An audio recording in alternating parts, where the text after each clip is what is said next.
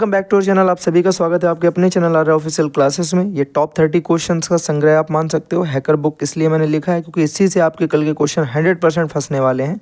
पूरे ध्यान से क्लास को देखिएगा। 30 क्वेश्चन है, जल्दी से जल्दी क्लास खत्म कर देंगे। चलिए पहला क्वेश्चन देखिएगा, आपसे पूछा जाएगा, एमसीक्यू फॉर्म में पूछा जाएगा, बचाव निदान का उच्चतम स्तर है, ये किसका कथन है।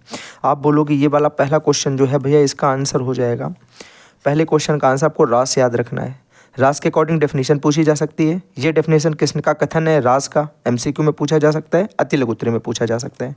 सारे फॉर्म याद रखिएगा। पूछा जाए समस्या भी हमारी हल भी हमारा, ये किसका आधार मूल वाक्य है। आप बोलोगे ये वाक्य है क्रियात्मक शोध का। क्रियात्मक शोध के जनक कौन है, एमएस कोरे, याद रखना, ठीक है, बता चुका हूँ मैं आपको ऑलरेडी। चलिए जल्दी से बात करते हैं। ब्लूप्रिंट क्या होता है, याद रखिएगा, प्रश्न पत्र की आधारशिला को ब्लूप्रिंट कहा जाता है। जो रफ काम होता है किसी काम को करने से पहले, यही है, ठीक है।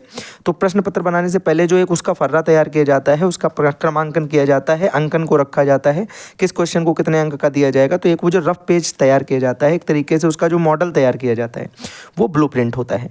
पूछा जाए ब्लूम टेक्सोनॉमी कब विकसित हुई, बहुत बार पूछा गया है, 1956। याद रखना इस बात को, 100% ये क्वेश्चन पूछे जाएंगे, ठीक है। चलिए मूल्यांकन होता है, मूल्यांकन मेरे भाई मात्रात्मक होता है और गुणात्मक, दोनों प्रकार का होता है। मैंने ये क्वेश्चन इसलिए लिया है, आपकी सीरीज में इसको दिया गया है कि ये सिर्फ मात्रात्मक होता है, वो गलत है, दोनों ही होता है। ऑप्शन नंबर सी उसका जो है वो एकदम सही होगा, ठीक है। चलिए बात करते हैं, मूल्यांकन एक निरंतर चलने वाली प्रक्रिया है, यह वाला कथन किसका है, एनसीईआरटी का ये कथन है। ये भी मोस्ट इंपॉर्टेंट क्वेश्चन है, इसको भी आपको याद रखना है। आपसे पूछा जाएगा क्रियात्मक शोध का अंतिम चरण क्या होता है। क्रियात्मक शोध का अंतिम चरण निष्कर्ष होता है। इससे पहले समस्या की पहचान, समस्या की परिभाषा, समस्या का विश्लेषण, समस्या के लिए प्रायोगिक उपकरण, समस्या के लिए और जो है हम लोग क्या करते हैं, समस्या के संभावित कारण और निष्कर्ष। इस तरीके से हम टोटल 6 क्रियात्मक शोध के क्या पढ़ते हैं, चरण पढ़ते हैं। याद रखिएगा क्रियात्मक शोध के कितने चरण होते हैं, क्वेश्चन पूछा गया है। आप बोलोगे 6 चरण होते हैं। नाम मैंने आपको ऑलरेडी जो डिटेल्ड क्लास है उसमें पूरी करवा रखी है, अगर नहीं देखी तो आप जल्दी से जा करके देखिएगा। 1 घंटे 25 मिनट में मैंने पूरी की पूरी किताब आपको खत्म करवा दी है, सब कुछ समझा दिया है। चलिए स्टार्ट करते हैं, आगे देखते हैं।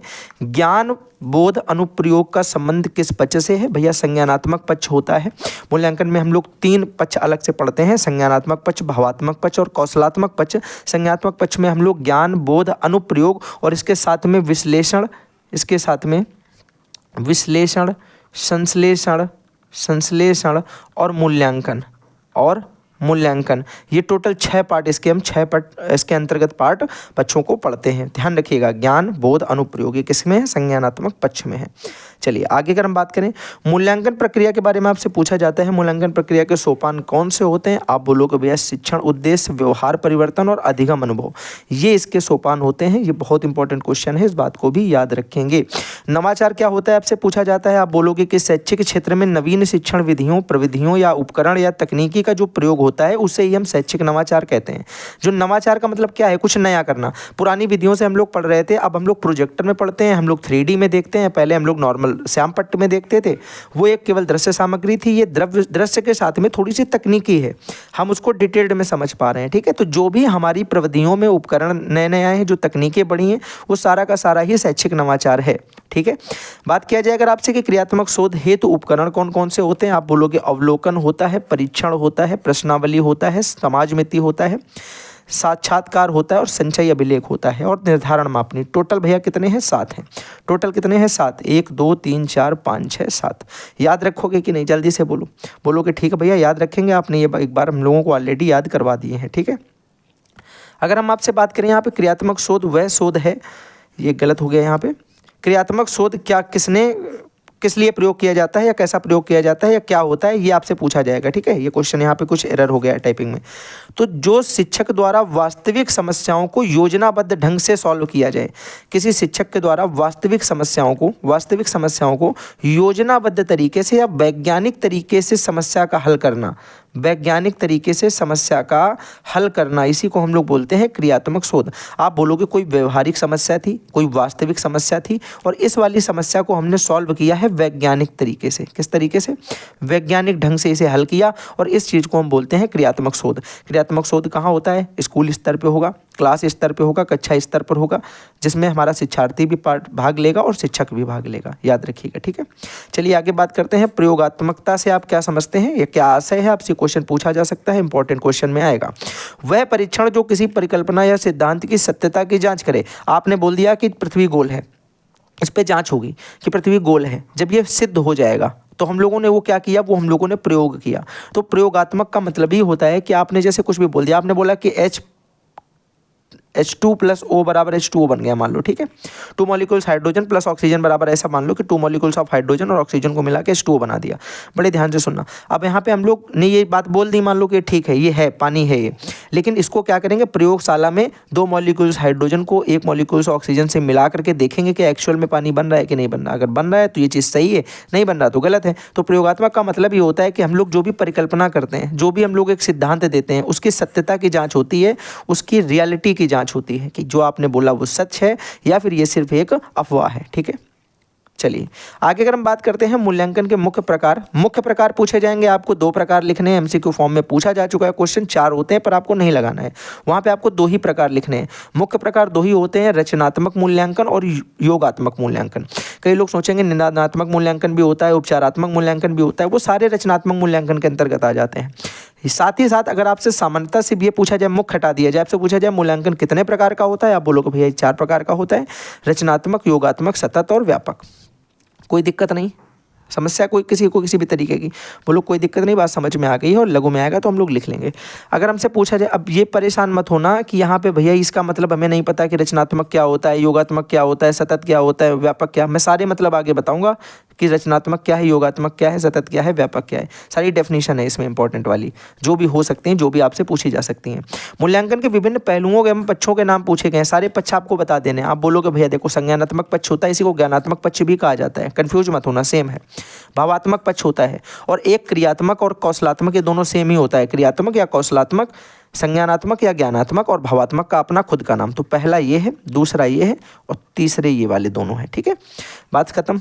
अब देखो इनमें एक एक के पक्ष के अंतर्गत भी चरण है, कौन कौन से, बोलोगे भैया संज्ञानात्मक पक्ष के अंतर्गत कौन कौन से चरण पाए जाते हैं, बोलोगे ज्ञान होता है, बोध होता है, अनुप्रयोग होता है, विश्लेषण, संश्लेषण, मूल्यांकन। अभी मैंने आपको 6 बताए थे ऊपर लिख के, आपको याद होगा।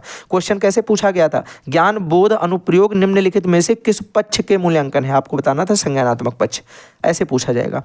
इसी के साथ देखिएगा भैया यहाँ पे कुछ समस्या है क्या, यहाँ पे कुछ समस्या हो सकती है, क्योंकि यहाँ पे आपको मैंने संज्ञानात्मक के बता दिया, भावात्मक और क्रियात्मक। अगर आपने हमारी पहली वाली क्लास देखी तो मैंने आपको उसमें ऑलरेडी करा रखा है, अगर आप चाहो तो वहाँ से देख सकते हो, अदरवाइज इसमें समय बढ़ जाएगा, मैं इसमें भी करवा सकता हूँ, कोई दिक्कत नहीं है। मैंने आपको याद करने का तरीका भी उसमें बताया और ट्रिक भी मैंने आपको सिखाई कि आप किस तरीके से इसको याद कर सकते हो। जल्दी से बोलो, इसमें करवा दिया जाए या फिर उसी से देख लोगे जाके, जल्दी एक बार बता दोगे, करवा दिया जाए। चलिए ओके भाई, देख लेते हैं, जल्दी से देखना, जल्दी से देखना भाई मेरे। एक मैं यहाँ पे क्या करता हूँ, पेज ऐड करता हूँ, देन मैं आपको समझा देता हूँ और बड़े ध्यान से समझिएगा, बिल्कुल जल्दी जल्दी मैं आपको बताऊँगा, ज़्यादा समय नहीं लूँगा। मैंने संज्ञानात्मक तो आपको बता ही दिया, या फिर एक काम करें सारे बता देते हैं।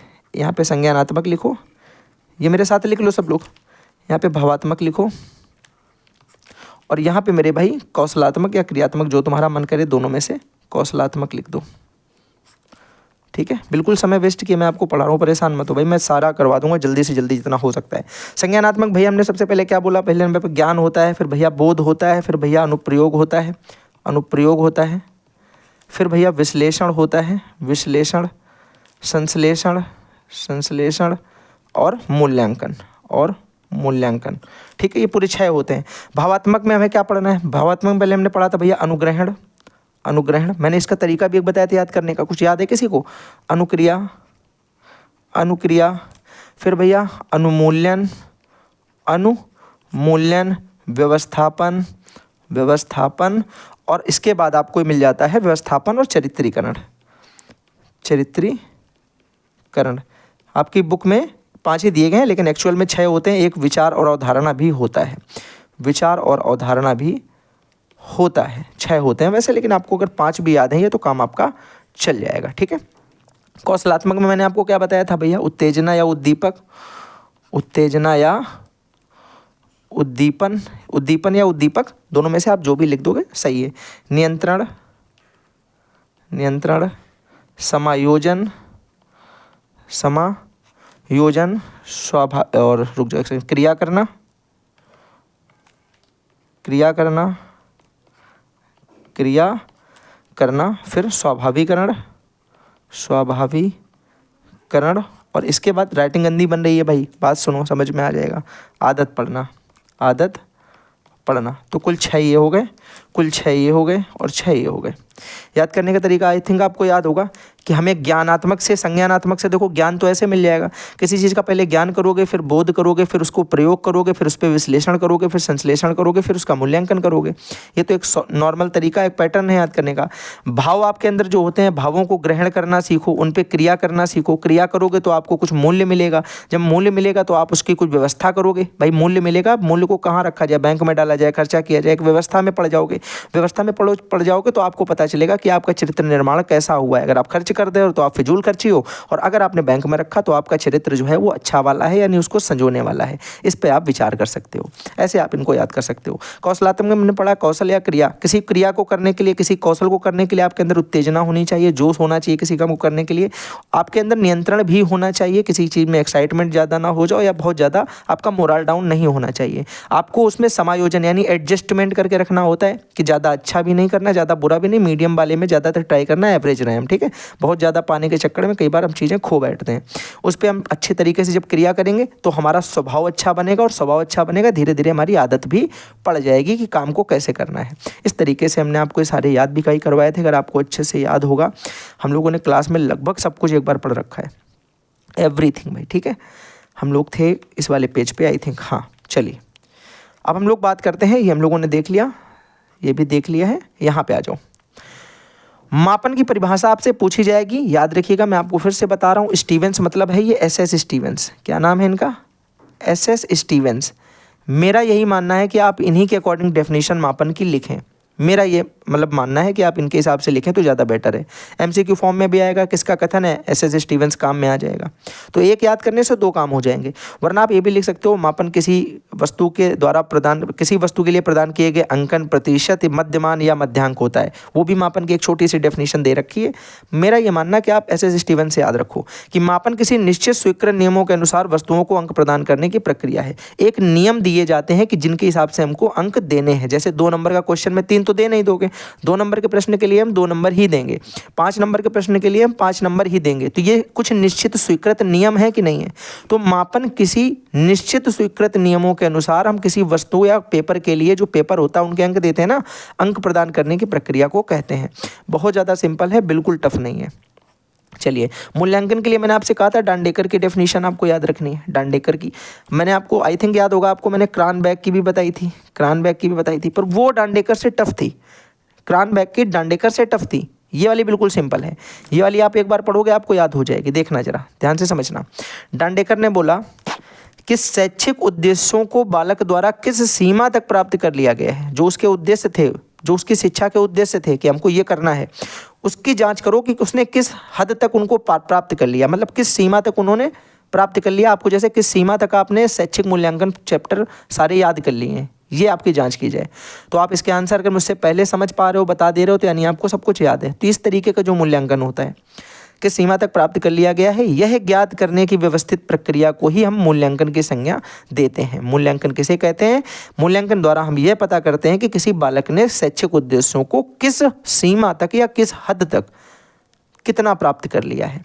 बात समझ में आ गई? एकदम बेहतरीन तरीके से याद हो गया होगा। चलिए बात करते हैं परीक्षण में। भाई बड़े ध्यान से सुनना, परीक्षण क्या है, बड़ा सिंपल है ये। परीक्षण द्वारा हम मात्रात्मक और गुणात्मक अध्ययन करते हैं योग्यताओं का, केवल इतना सिंपल सा मन में याद रखो। परीक्षण में हम वस्तुनिष्ठ एवं मानवीकृत साधन है, ये परीक्षण जो होता है ये एक वस्तुनिष्ठ साधन है या फिर मानवीकृत साधन है जिसके द्वारा हम मूल्यांकन करते हैं, जिसके द्वारा संपूर्ण मानव व्यवहार के विभिन्न पक्षों से संबंधित योग्यता, मात्रात्मक, उनकी योग्यता का मात्रात्मक पक्ष देखेंगे और गुणात्मक पक्ष देखेंगे, इन पक्षों का अध्ययन करेंगे। यानी हम किसी परीक्षण को हम बोलेंगे कि जो परीक्षण है वो वस्तुनिष्ठ और मानवीकृत साधन है। वस्तुनिष्ठ प्रश्न के द्वारा पूछ सकते हैं और मानवीकृत साधन है, साक्षात्कार विधि प्रयोग कर सकते हैं। बहुत तरीके से परीक्षण हम कर सकते हैं देख के, ठीक है।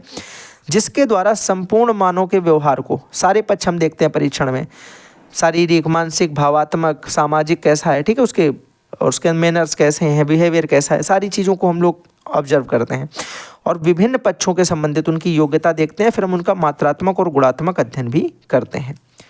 बात आ गई समझ में? आगे आ जाओ जल्दी से। अब देखो बात करेंगे सतत मूल्यांकन की, इंपॉर्टेंट चीज़ें आने लगी। सतत मूल्यांकन क्या होता है? सतत मूल्यांकन वह मूल्यांकन होता है, जैसे ध्यान से सुनना, आपका सेमेस्टर एग्जाम होता है हर 3 महीने में, हर 2 महीने में, या हर 1 महीने में मासिक एग्जाम, या किसी कोचिंग में आप पढ़ते हो तो हर हफ्ते में संडे को टेस्ट। ये वाली चीज़ें सबको पता है ना? बोलोगे हाँ। तो वह मूल्यांकन जो निरंतर और विधिवार नहीं, या फिर तिथिवार है, ठीक है, तिथिवार। तिथिवार मतलब होता है एक निश्चित टाइम पे, एक निश्चित समय के बाद, एक निश्चित महीनों के बाद, या फिर निश्चित दिनों के बाद, या निश्चित सप्ताह में, इस तरीके से जो चीज़ें होंगी निश्चित समय पर जो होता है उसे हम बोलते हैं सतत मूल्यांकन। यानी अब आप लिख सकते हो कि अगर हमारे कोचिंग में भैया 6 दिन पढ़ाया जाता है और 1 दिन टेस्ट होता है हर बार, तो वो एक कौन सा मूल्यांकन है? सतत मूल्यांकन है। एक बार जल्दी से बताओ, बात समझ में आ गई? हाँ या ना? चलिए, अब योगात्मक मूल्यांकन, भैया सतत मूल्यांकन से लेट होगा, ऐसे याद रखो, सतत मूल्यांकन से योगात्मक मूल्यांकन लेट होगा। ये क्या होता है? यह मूल्यांकन संपूर्ण शिक्षण सत्र के अंत में होता है। पूरे साल पढ़ाई की, साल के आखिरी में एक बार टेस्ट हुआ। ये वाला मूल्यांकन कौन सा है? बोलोगे योगात्मक मूल्यांकन है। सतत वाला भैया एक निश्चित तिथिवार के बाद होता रहेगा। योगात्मक वाला एक पूरे समय के बाद, फाइनली वाला जो फाइनल एक एग्जाम होगा लास्ट में, वही वाला ये होता है। जैसे अपने स्कूल में यूनिट टेस्ट को खत्म कर दिया जाए, यूनिट टेस्ट आपको नहीं देने हैं और आपको डायरेक्ट एक एग्जाम देना है जो लास्ट में होगा, तो वो योगात्मक है। आपने साल भर जो पढ़ा उसका एक टेस्ट दिया है, पूरा जो लगातार पढ़ा उसका एक टेस्ट दिया है। लेकिन सत्र खत्म होने के बीच में आप यूनिट टेस्ट देते हो 3 बार, 4 बार, 2 बार, जिसके स्कूल में जैसा भी होता है, वो होता है सतत मूल्यांकन। तो यूनिट टेस्ट से याद रखोगे सतत मूल्यांकन है, यूनिट टेस्ट से, ठीक है। और ये फाइनल एग्जाम वाले याद रखोगे कि फाइनल एग्जाम जो होता है लास्ट में पूरा खत्म होने के बाद, ये होता है योगात्मक मूल्यांकन। जल्दी बताओ, याद है? हाँ या ना? व्यापक मूल्यांकन भैया बिल्कुल सिंपल होता है, हम लोग उसमें सिर्फ शैक्षिक बातें करते हैं, इसमें हम लोग सारी चीज़ें देखते हैं। व्यापक मूल्यांकन में छात्र के सभी पहलुओं को देखते हैं। कैसे पहलू? सभी पहलू। भैया कौन कौन से? शैक्षणिक भी हो सकते हैं, सह शैक्षणिक भी हो सकते हैं, व्यक्तिगत भी हो सकता है, भावात्मक भी हो सकता है, सामाजिक भी हो सकता है, शारीरिक भी हो सकता है, मानसिक भी हो सकता है, ठीक है। तो जितने भी तरीके के उसके पक्ष होते हैं जिनको हम ऑब्जर्व कर सकते हैं, व्यक्तित्व हो सकता है, व्यक्तित्व हो सकता है उसका, तो ये सारी के सारी चीज़ें हम किस में देखते हैं? बोलोगे व्यापक मूल्यांकन में। व्यापक मूल्यांकन में हम वो सारी चीज़ें देखते हैं जो शिक्षा को छोड़ के भी हैं, उनका शारीरिक, मानसिक, व्यवहार, सब हर चीज़ को किस में ऑब्जर्व करेंगे? व्यापक मूल्यांकन में। जल्दी से बोलो, बात समझ में आ गई? चलिए, समझ में क्या नहीं आया समझ में बताओ तो भाई। ये बोल रहे हैं कि सतत और व्यापक में कन्फ्यूजन है। अरे भाई बिल्कुल सरल है। तुम देखो, जब हम सतत मूल्यांकन देखते हो, तुम ऐसे याद रखो, सतत मूल्यांकन देखा, तुम झगड़ालू हो इनको कोई मतलब नहीं, तुम झगड़ालू हो इन्हें कोई मतलब नहीं, तुम झगड़ालू बने रहो, इनको मतलब है तुम्हारे नंबर अच्छे आते हैं और तुम्हारे हर एक तिथिवार के बाद एग्जाम हो रहा है। सेम एग्जाम इसमें भी हो सकता है, इसमें कोई ऐसा एग्जाम हो ही नहीं रहा भाई। व्यक्तिगत झगड़ालू हो तो तुम्हें देख के पता चल जाएगा, तुम 2 लोगों से लड़ रहे होगे, तुम्हें देख के पता चलेगा, तुम्हें हमने ऑब्जर्व कर लिया कि तुम झगड़ालू प्रवृत्ति की हो, तो वो व्यापक मूल्यांकन हो गया, ठीक है। ये तुम्हारी प्रवृत्ति दिखा रहा है। यहाँ पे तुम्हारी जो स्टडी शैक्षणिक चीज़ें हैं बस वही आती हैं, इसमें तुम्हारी शैक्षणिक सह शैक्षणिक दोनों आ जाती हैं। साथ साथ आपके जो व्यक्तिगत और शारीरिक, मानसिक, भावात्मक जितने भी भाव होते हैं, जितने भी पक्ष हो सकते हैं, वो सारे इसमें हम देख लेते हैं। तो व्यापक मूल्यांकन में वो सारी चीज़ें देख लेते हैं। आगे बात समझ में? चलो ठीक है, आगे बढ़ो। हाँ, डाउट नहीं रखना है बिल्कुल भी। कल एग्जाम में डाउट क्या करोगे? आखिरी दिन थोड़ी ना कुछ होगा इसके बाद। संरचनात्मक या फॉर्मेटिव मूल्यांकन क्या होता है? बड़ा सिंपल है, ध्यान से समझना। संरचनात्मक मूल्यांकन आपसे पूछा जा रहा है, आप बोलो भैया किसी चीज़ की संरचना हम कर रहे हैं, संरचना करते टाइम ऐसा तो है नहीं कि ये लाइन गलत हो गई तो भैया कल बिगाड़ेंगे इसको और फिर सही करेंगे। ऐसे याद रखो कि भैया इसको कल बिगाड़ के सही कर देंगे, ऐसा नहीं। जब आप कुछ बना रहे हो ड्राइंग, अगर अभी गलत है तो अभी सही करोगे ना इसको, फिर आपने ऐसे किया ये गलत है तो अभी सही करोगे। ये मैंने सिर्फ याद करने का तरीका समझा रहा हूँ। संरचनात्मक मतलब संरचना बनाना। तो वह मूल्यांकन अधिगम प्रक्रिया के जो दौरान ही होता है। इतनी लाइन आपको सिर्फ याद रखनी है, इतनी, कि वह मूल्यांकन जो अधिगम प्रक्रिया के दौरान ही हो जाता है। मतलब जब मैं आपको अभी पढ़ा रहा हूँ, मैं आपसे अभी बीच बीच में पूछता भी जा रहा हूँ, ठीक है। जैसे अभी मैंने आपको ऊपर बताया, आपने कहा कि व्यापक समझ में नहीं आया, मैंने तुरंत उसको एक्सप्लेन किया। यानी जो क्लास में पढ़ाते टाइम ही तुरंत चल रहा है। जैसे उसने बोला कि रावण जो है, रावण के भैया 10 सर थे, तो एक बच्चे ने वहीं तुरंत ही क्वेश्चन कर दिया, रावण के 10 सर क्यों थे, ठीक है, उसके 20 हाथ क्यों थे, उसके नाभि में ही तीर मारने से वो क्यों मरा। और जस्ट ये क्वेश्चन आंसर चल रहा है और पढ़ाई भी हो रही है, ये एक साथ सारी चीज़ें चल रही हैं, सिखाया भी जा रहा है और साथ ही साथ आपके क्वेश्चन आंसर भी लगातार चल रहे हैं। उनको बोलते हैं संरचनात्मक मूल्यांकन या फॉर्मेटिव मूल्यांकन। बात समझ में आई? जल्दी से बोलो एक बार हाँ या ना। बोलोगे भैया समझ में आ गया। अब इससे होता क्या, इससे फ़ायदा क्या होता है? इससे छात्र के ज्ञान और शिक्षक की प्रतिपुष्टि जो फीडबैक होता है वो शिक्षण के दौरान ही उन दोनों को प्राप्त हो जाता है।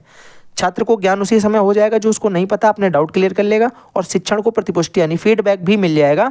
फीडबैक ये मेरे भाई उनको मिल जाएगा कि मैंने जो पढ़ाया एक्चुअल में बच्चे के समझ में आ गया। जैसे मैं अभी आपको इतना समझा के आया, अब मैं आपसे पूछ दूं बताओ सतत मूल्यांकन क्या होता है, तो आप लोग कमेंट बॉक्स में आंसर लिख के बता दोगे। तो ये वाली कौन सी चीज़ है, मुझे भी पता चल गया कि आपको सतत मूल्यांकन समझ में आ गया, और आपकी चीज़ मुझे पता चलने से मेरा फीडबैक हो गया। वो समझ गए आप बात को? और अगर आपको नहीं समझ में आए तो आप जस्ट अभी उसमें क्वेश्चन कर सकते हो कि भैया सतत मूल्यांकन में यही क्यों होता था, हफ्ते बाद क्वेश्चन क्यों होते हैं, सेम टाइम पे क्वेश्चन क्यों होते हैं, तो मैंने उसको आपको चेंज किया, आपका ज्ञान में वृद्धि हो गई। तो दोनों का काम हो रहा बढ़िया से। बहुत ज़्यादा इसको टफ मत समझो भाई, बड़ा सिंपल पेपर है, इसको अपने दैनिक जीवन में समझ के पढ़ो। अगर तुम इसको एक एग्ज़ाम की तरह सोचोगे तो ये टफ हो जाएगा। इसको तुम अपना नॉर्मल समझ के चलो कि भाई मैं जो चीज़ें कर रहा हूँ मैं उन चीज़ों को ऑब्जर्व करके उन्हीं से डेफिनेशन समझ लूँगा बस। वैधता पूछी गई, वैधता मतलब क्या होता है? वैलिडिटी, तुम्हें भी पता है ना, वैलिडिटी होती है। वैलिड चीज़ें तो होती हैं, वैध चीज़ें। वैलिड चीज़ें क्या होती हैं? आप एक बात बताओ, आपने नाइफ ली, आपने नाइफ लिए, चक्कू लिया, आपने चाकू ली, ठीक है, चाकू बोला जाता है ना। चाकू से आपने सब्जी काटने के लिए ली, बात आई समझ में? और सब्जी काटने की जगह सपोज करो आपने अपनी उंगली काट ली, तो ये बताओ क्या इस चाकू की यह वैधता है कि आपकी उंगली काट दी? आप उंगली काटने के लिए लाए थे क्या? नहीं लाए थे ना, आप तो सब्जी काटने के लिए लाए थे। पर सब्जी काटते टाइम आपकी उंगली कटी, वो धोखा होता है, पर वैधता उसकी सब्जी काटना था। तो हम बोलेंगे कि ऐसा मूल्यांकन उपकरण जो वास्तव में वही काम करेगा, वही चीज़ नापेगा जिसके लिए हम उसको बनाएंगे। अगर हम किसी को देंगे भैया 2 + 3 = 5, ये 5 हम लोग यहाँ से गायब कर देंगे और उससे बोलेंगे भैया इसका आंसर बताओ, तो वो 2 + 3 = 5 लिखेगा। हमने क्या मूल्यांकन किया? हमने मूल्यांकन किया कि उस बच्चे को जोड़ आता है। हमारा उद्देश्य क्या था? जोड़ पता करना। तो हमने जब उसको ये दिया तो ये एक तरीके से ये वैधता वाला क्वेश्चन है, उसके लिए वैलिड क्वेश्चन हुआ कि नहीं हुआ? कि इसी से हम जान पाएंगे कि उसको प्लस आता है या नहीं आता है। या माइनस वाला देते, सपोज करो मेरी वैधता है कि उसको कैरी करना आता है कि नहीं। कैरी मतलब हासिल, हम सोच रहे हैं उसको हासिल आता है कि नहीं आता।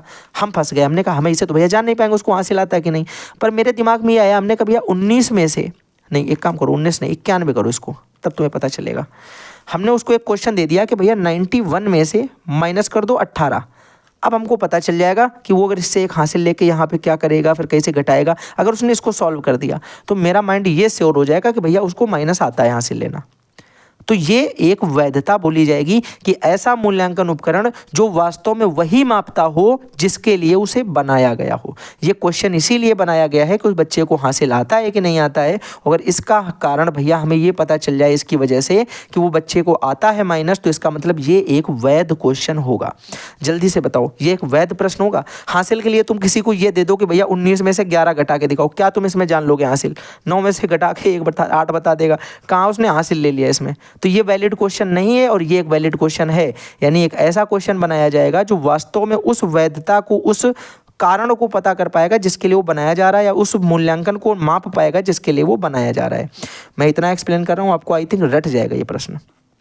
विश्वसनीयता देखो सेम चीज़ होती है। विश्वसनीयता यानी कोई चीज़ विश्वसनीय है। विश्वसनीय कब होती है कोई चीज़?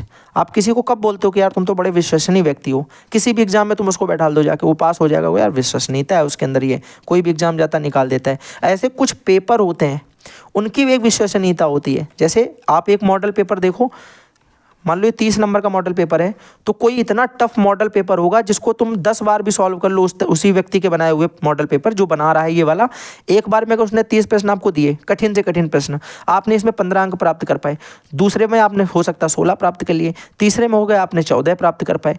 ये टाइप का क्वेश्चन पेपर जिसमें आप कई बार अटेम्प्ट करने के बाद भी अपना परिणाम जो है बहुत ज़्यादा चेंज नहीं कर पा रहे हो, लगभग समान परिणाम ही प्राप्त कर पा रहे हो, तो यह पेपर की विश्वसनीयता दिखाता है। ये दिखाता है कि इस पेपर में एक्चुअल में क्या पावर है, क्या क्वालिटी है। बात समझ पा रहे हो? तो ऐसा मूल्यांकन जो बार बार किए जाने पर भी लगातार समान परिणाम देता है, हम उसको बोल सकते हैं कि वो मूल्यांकन विश्वसनीय है, विश्वसनीयता है उसमें। या प्रश्न पत्र की विश्वसनीयता होनी चाहिए उसमें इस तरीके की कि उसमें कुछ क्वालिटी हो। यार पता चले तुम इतना सिंपल क्वेश्चन दे रहे हो तो वो हर बच्चा 30-30 लेके आ रहा है, तो फिर वो भी बेकार है। तो थोड़ी विश्वसनीयता अगर आपसे पूछी जाएगी तब दिमाग लगाओगे कि भैया विश्वसनीयता वो होती थी जो हर किसी से एक 4 5 6 7 8 बार भी देने पे ज़्यादा अंक नहीं आ पा रहे हैं। जैसे मैं एग्जांपल में आपको वही जेई वाला एग्जांपल देता हूँ कि पहले जेई का एग्जाम 720 में से कोई 500 512 515 516, अब 720 में 720, विश्वसनीयता खत्म हो गई उसकी, या फिर बच्चे ज़्यादा पढ़ रहे हैं, दोनों में से कुछ भी हो सकता है। ठीक है, तो ये बातें आपको समझ में आ गई कि नहीं आ गई? हाँ, एक बार जल्दी से बताएंगे। बोलोगे बिल्कुल समझ में आ गई। समझ में क्या, जितना पढ़ा है याद हो रहा है, सिंपल सी बात है। वस्तुनिष्ठ प्रश्न के आपसे प्रकार पूछे जाते हैं। वस्तुनिष्ठ प्रश्न मैं आपको सिंपल तरीके से बताऊं, 2 प्रकार के होते हैं। कितने प्रकार के? 2 प्रकार के। एक तो भैया होता है पहचान पद, एक होता है पहचान पद, और दूसरा तरीका होता है प्रत्यास्मरण। प्रत्यास्मरण, प्रत्यास्मरण मतलब जो पहले से याद है तभी कर पाओगे। पहचान पद तुम्हारे सामने लिखा होगा, तुम्हें पहचान लेना है। दोनों बातें समझ में आई? अभी हाँ या ना बताओ। वस्तुनिष्ठ में भैया एक तो पहचान पद सामने लिखा है, बस पहचानना है। प्रत्यास्मरण पहले से याद है तभी कर पाएंगे, वरना नहीं कर पाएंगे। अब देखो, इसके बाद तुम अपने आप समझ जाओगे। भैया जो मिलान होता है, आंखों के सामने होता है तुम्हारे सारे उत्तर, अगर तुमको थोड़ा सा भी याद है तो तुम इसे मिला दोगे कि ये होगा, ये होगा। लिखे तो दोनों आंसर है तुम्हारे सामने, तुम्हें याद है तो कोई मतलब नहीं, बस तुम्हें ये पता होना चाहिए कि पहचान पाओ कि ये इसका था। तो यहाँ पे हम पहचान से कर पा रहे हैं। जैसे आप एमसीक्यू सॉल्व करते हो, बहुविकल्पी 4 उत्तर लिखे होते हैं, तो आप पहचानना होता कि ये वाला हम पढ़ चुके हैं, ये पहचान है। ये आपको याद नहीं है अभी, आपको याद है तो पता कैसे याद होता? आपने क्वेश्चन पढ़ा और बिना ऑप्शन देखे आपको याद है कि ये होगा, तो वो हम लोग अति लघु उत्तरी में करते हैं। एक उत्तर अपना लिख देते हैं, वो अति लघु उत्तरी होता है। बड़े ध्यान से सुनो, जो हम बता रहे हैं आपको वो अति लघु उत्तरी होता है, जिसमें आपको लिखा कुछ नहीं मिलता। अगर आपके दिमाग में है तभी आप कर पाओगे, लेकिन यहाँ आपके सामने वो लिखे होते हैं, आपको सिर्फ पहचानना है। तो मिलान पद में भी देखो, मैं सामने लिखे होते मिला देना पहचान के। बहुविकल्पी पद में भी मिल जाता है। वर्गीकरण, अरेंजमेंट जब करना होता है तो हमें वो चारों देते हैं, उनको हमें सही तरीके से लिखना होता है कि राम जाता है घर, तो हम उसको सही करते हैं, राम फिर घर फिर जाता फिर है। तो ये अपना पहचान पद वर्गीकरण वो भी सामने लिखा है, उसको भी अपने हिसाब से पहचान के लिख देना है। और एक आंतर विकल्प, ये भी विकल्प में यानी ऑप्शनल है। ट्रू फॉल्स भी इसी में आएगा। कौन सा? ट्रू फॉल्स भैया। सत्य, सत्य किस में आएगा? पहचान पद में। एक क्वेश्चन पढ़ा, या तो सत्य होगा या तो असत्य होगा, सत्य सत्य में एक को पहचान के लिख दो, बात खत्म। तो बातें समझ में आ रही कि नहीं? हाँ या ना?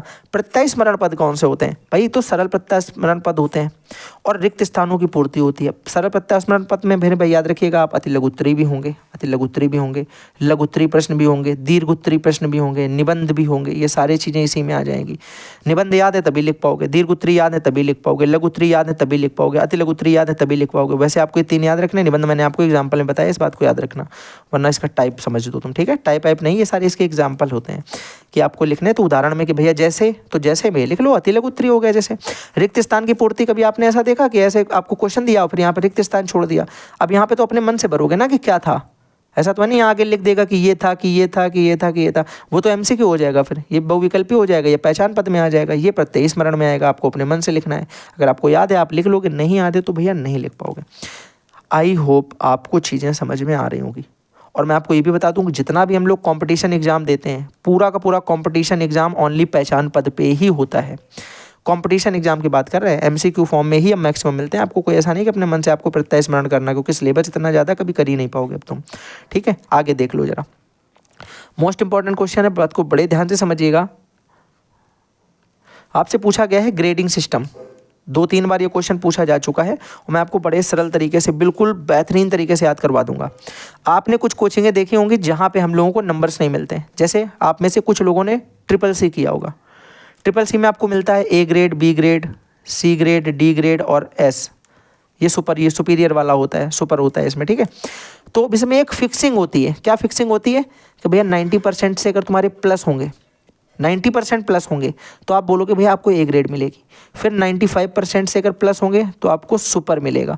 फिर बोलेगा भैया कि अगर 85 प्लस होंगे तो आपको B ग्रेड मिलेगी। तो याद रखना 85 से लेके 90 के बीच में आपको B ही मिलेगी। 90 से ऊपर और 95 से कम में आपको A ही मिलेगा। 95 से ऊपर तुम 100 तक कुछ भी लाओगे आपको S ही मिलेगा। इसे हम बोलते हैं ग्रेडिंग सिस्टम। यानी मूल्यांकन में अंक के स्थान पर ग्रेड दे देना। जैसे A से लेके E तक, EFGH मतलब जितने तक आपके होते होंगे ग्रेडिंग वहाँ तक मिल सकती है। उदाहरण के लिए था ABCDE और फिर डेड लगा देना। 1 से लेके 10 तक कि भाई तुम्हारा फर्स्ट रैंक, तुम्हारा सेकंड, तुम्हारा थर्ड, तुम्हारा फोर्थ, तुम फिफ्थ, तुम 5 फिर 6 फिर 7, इस तरीके से 5th 6th 7th हम लोग कर सकते हैं पूरे क्लास में।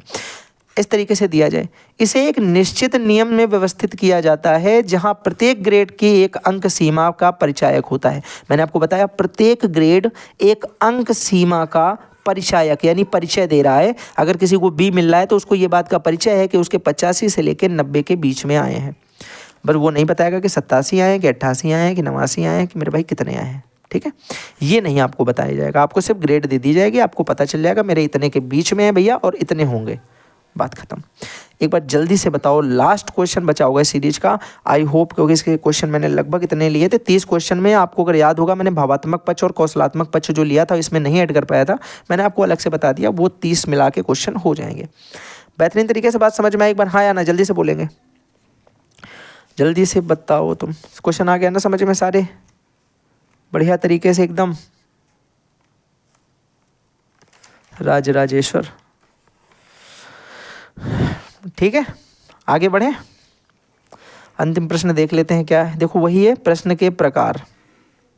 मेरे हिसाब से तो सिंपल है, आपके हिसाब से भी भैया सिंपल होना चाहिए। प्रश्न के प्रकार कौन से होते हैं? निबंधनात्मक प्रश्न में भैया लघुत्तरी, लघुत्तरी, दीर्घोत्तरी भी थोड़ी देर पहले बताए। वस्तुनिष्ठ में आपको याद भी होगा, चयन प्रश्न वही एमसीक्यू, पूर्ति प्रश्न कंप्लीट करने वाले लेकिन ऑप्शन होंगे। प्रत्यय स्मरण प्रश्न, प्रत्यय स्मरण में कौन से आ जाएंगे? जो आपको पहले से याद है, जैसे रिक्त स्थान बताया था। तो जल्दी से बताओ, क्या इन पूरी की पूरी क्लास में आपको, इस पूरी क्लास में 30 क्वेश्चंस में से सबसे बेस्ट क्वेश्चन कौन सा आपको समझ में आया है, ये आपको बताना है। और कमेंट बॉक्स में भाई अगर देखो तुम्हें ये लगता है कि यार एफर्ट किसी ने किया हो, तुम्हें सही लगता है, मुझे से मोटिवेशन उससे मिलेगा। बाकी आपको यूट्यूब की वो पता ही है कि अर्निंग क्या होती है, कुछ भी नहीं है इस समय, ठीक है, बिल्कुल बेकार वाहियात चीज़ें चल रही हैं। मैं इतनी क्लास फर्जी बनाता भी नहीं हूँ, आप देखोगे तो जितनी भी क्लास हैं सॉलिड 2-3 क्लास हैं पूरे सेमेस्टर की, मात्र 2-3 क्लास हैं ये तुम्हें मिलेंगी इस शैक्षिक मूल्यांकन की। एक में कंप्लीट बुक पढ़ाई है, दूसरे में एक फर्रा मैंने बनाया था। फर्रा मतलब ये होता है कि जो इंपॉर्टेंट मुझे लगा, रात में मैंने बैठ के एनालाइज किया, फिर मैंने बनाया, और ये उस पूरी की पूरी बुक से जो बेस्ट क्वेश्चन 30 मुझे लगे वो मैंने बना दिए।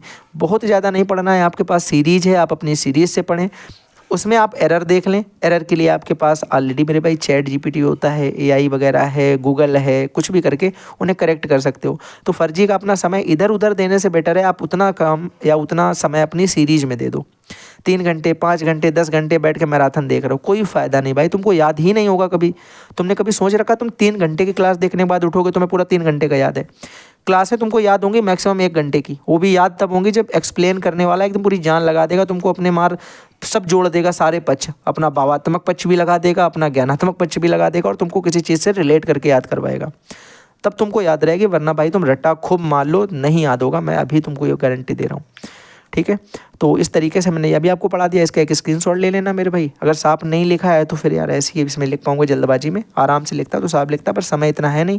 कल एग्ज़ाम है, सबको ऑल द बेस्ट, और फिर मिलते हैं नए सेशन के साथ में अगर ज़रूरत लगेगी, वरना सब कुछ लगभग मैंने जो बताया है उसी से आना है, ठीक है। इससे ज़्यादा बहुत नहीं पूछा जाएगा, यही सब पूछा जाएगा। रिपीटेड क्वेश्चन होते हैं, आपने प्रीवियस ईयर भी देखे होंगे, आपको पता भी इतना चल गया होगा कि हर बार कुछ नया नहीं आता है इसमें। तो चलिए bye bye, thanks for watching.